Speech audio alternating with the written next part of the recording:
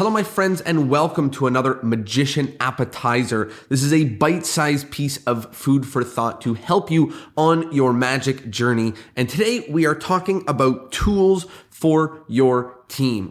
Over the course of your magic career, you are going to work with a lot of people. You may have full-time employees that are working for you full-time. You may have part-time employees. You may have people who just do certain small projects for you. You may have project-based but recurring employees, somebody who does projects for you every single week.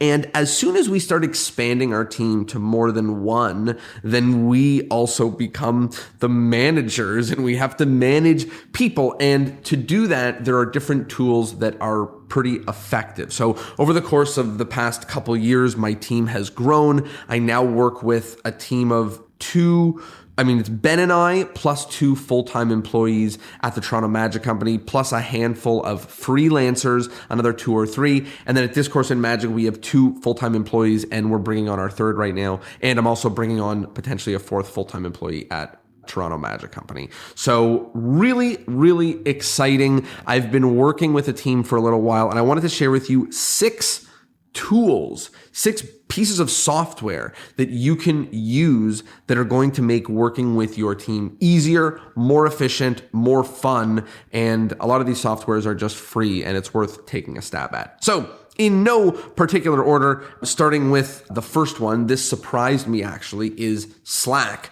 The first time I heard about Slack, all I thought was, what is all the fuss all about? It seems like there's a lot of other platforms that can do something similar. And I guess it is true there are other platforms like Discord or things like that that can do something similar. But for the most part, the big solution that Slack has is, number one, it documents your conversations. Like, how many times have you communicated with a freelancer in an email thread that goes on and on and on and on? Or have you shared information and you have to go and dig through it? So in this, it's a little bit easier, a little bit more searchable, a nice place to communicate with your team that is outside of email. And that's the second part about it that's really good. It's outside of email. It's outside of Facebook. It's outside of everything. It's its own platform. And the third most important reason why I like this, and this is why you might take a stab at it, is if you have multiple team members. Because if you have multiple team members, then you may have conversations with all of you. You may have conversations with you and individuals, and they may have conversations with each other. And for me, that's been a real lifesaver. Instead of us being on like different chats on Facebook and losing them, or being on WhatsApp and, having it kind of ding like my phone would ding like a message. Slack is just kind of a nice place to put everything where it's kind of your in-work communication. So tool number 1, if you've got a team that's getting bigger than 2 or 3, if you want to get off of social media, out of email for a new place to communicate with your team, then I recommend Slack. That is the first tool. The second tool, this one is an absolute game changer. I cannot express enough how amazing this tool is, and that is Asana. Now, there are a lot of different options similar to Asana. There's Asana, there's Trello, there's Monday.com. There's plenty of different trackers, project managers. But basically what it is it's a project managing software. So instead of you going back and forth over email saying this change, that change, this change, that change, with a long list of bullet points of changes and things like that, with Asana, you can have a project. Within a project, you can have tasks. And within those tasks, you can have subtasks, you can have recurring tasks. You've got basically a place to track everything. And it really makes it simple because now you don't have to dig through email or Slack or anything else like that to discover the first version of something, or if you've got a big project, it's split into different parts. You don't have to go scroll up to wherever part 1 was. It's separate and it's really, really easy. You can set goals, you can set deadlines, you can do tons and tons and tons inside of Asana, and as well as, some of those other platforms like Trello. Most of them are free, up until a point. There's certain bonuses that you can pay to get more, but I use it completely entirely for free, and it really, really is a game changer, and it gets you out of a long thread to give tasks and into a really, really easy place to write out tasks, communicate about tasks, add people and manage people on tasks. So if there's one person doing something, you send it to them. If there's multiple people, it's all visible. It's really, really effective. So I found this probably doubled or tripled the amount of work that I was able to do with my team just because it was clear and organized and not very hard for me. So tool number 2 is Asana. Tool number 3, this one I waited way too long to bite the bullet on, and I regret waiting so long. This is Loom. Now there's, again, a lot of different alternate versions. There's like Bonjoro, there's a ton of different things that do it. There's something called like Boom, I don't know, something like that, or Bomb, I don't know.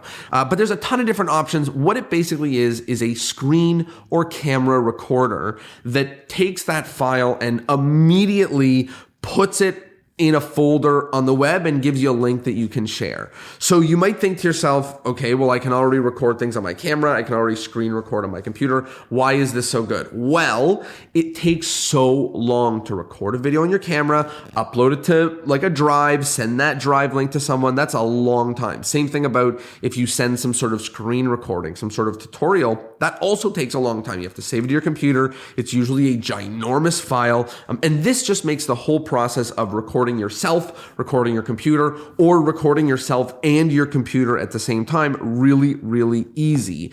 And here's basically the 3 places where I use this in my business. The first place that I use this all the time is instead of me giving descriptions of a task or of a project in text form, I will do it in video form. How many times is it easier for you to explain yourself with words, with clicking on examples, with different things like that? And when we work with graphic designers, with videographers, with website designers, with team members, sometimes we want to be able to express ourselves, both, them seeing us in videos and them seeing a screen recording so they can see what our workflow and process looks like. So if you're working with your team, the first reason why I love this is because instead of you writing things out in text form, which is really, really long and sometimes misses the picture, you can do it in video form or screen recording form or both. That's the first reason why I love Loom. The second reason I love Loom is because it actually saved me from lots of meetings.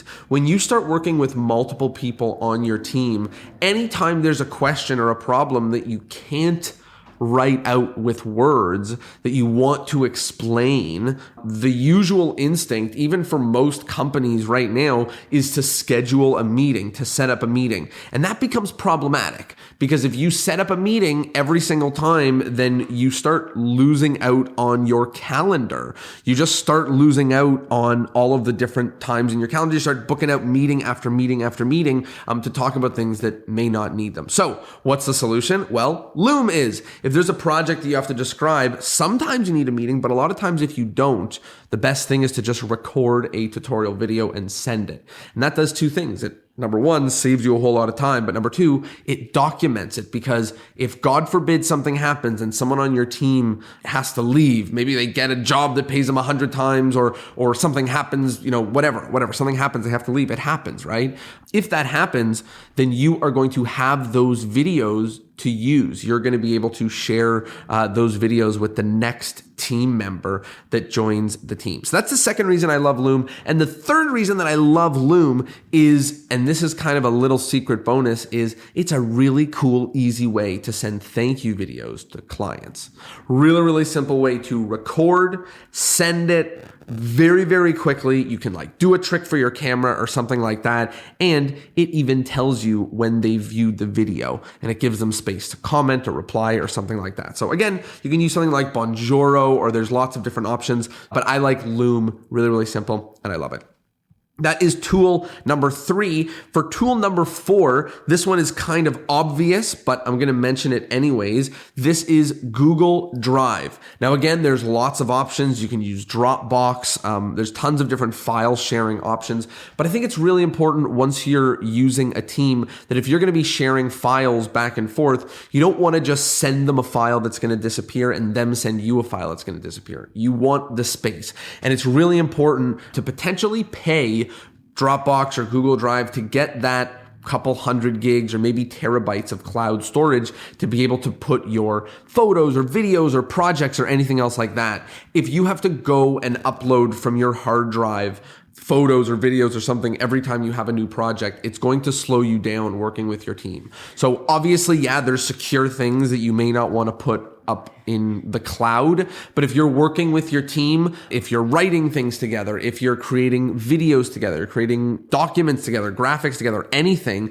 then you probably want to invest in some sort of cloud storage. That's a Google Drive, a Dropbox, or something similar. That is tool number 4. It's really, really easy, and I recommend it. Super easy to add teammates, team members, and stuff like that. Tool number 5. This one's obvious. I'm not going to go too deep into it.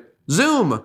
I think Zoom is important to have meetings, and I think that as time goes on, we are going to have teams that are more and more global, and it's nice to be able to share your screen and also see each other and all that good stuff. You guys know Zoom. You just experienced the pandemic, so you guys know all about Zoom, but really, I think that it's important. If you don't use Zoom, you can use Skype or whatever other platform that you like to use, FaceTime or something like that, but I think Zoom did a really good job, and I pay for it because I do virtual shows, and it's pretty good for my team, and I even pay for the recordings because it's great to have the recordings of things that you teach to your team because you may want to use it later. So that is number 5, Zoom. I'm not going to go too far into that one because you guys know. And number 6, and this one may be a surprise, maybe not, I don't know, but this was something that I held off doing for a very long time. And then as soon as I got my first full-time team member, this was the most important thing, and I'm glad I did. And that is LastPass, some sort of password manager, password sharer.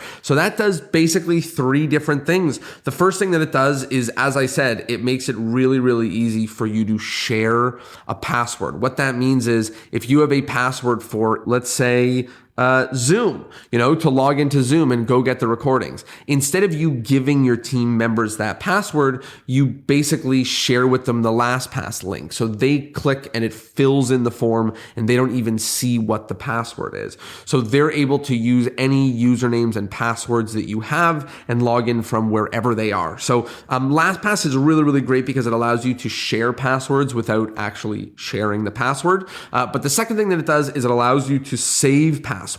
As you can see, just in this conversation, we've talked about 6 different programs, all of which are going to have their own usernames and passwords. And you're going to need to figure out a way to keep track of them. If you change them, to keep track of them, and some sort of password manager is going to make that really, really simple. And number 3 is it's so easy. Some of these are free. Some of these are paid. I'll go over that in a second. But for LastPass, I think it's like $4 a month, like something absolutely reasonable to manage all of my passwords, to make it easy to share with team members so they can go in and do things themselves and manage that. In terms of pricing, every single one of these software has a free version that you can get started and try. Slack, Asana, Loom, Google Drive, Zoom, and LastPass all have free versions. I'll just mention for myself, I currently still use the free version of Slack and I still use the free version of Asana, but I pay for Loom, Google Drive storage, Zoom, and LastPass. In terms of my recommendations, if you can get away with not paying for Google Drive, that's great. For Loom, I'm not sure how their free plan works exactly, but for Zoom, I like paying for the cloud storage and I pay for the Zoom just because I do virtual shows. If you don't have to, if you don't need it, you can get the 40 minutes free. That may be enough. And in terms of LastPass, I recommend that you pay for it. It's like $4 a month and it's totally worth it to pay for your security on something like your passwords.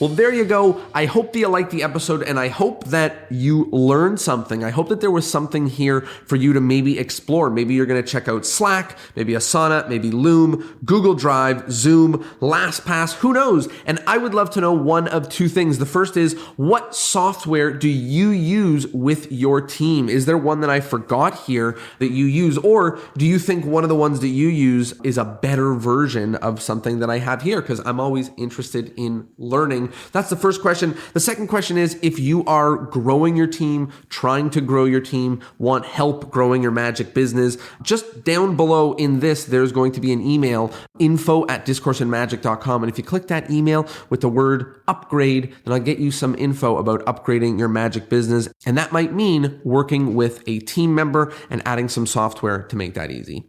Thanks so much for being here. I hope you learned something, and I'll see you next Thursday. Peace.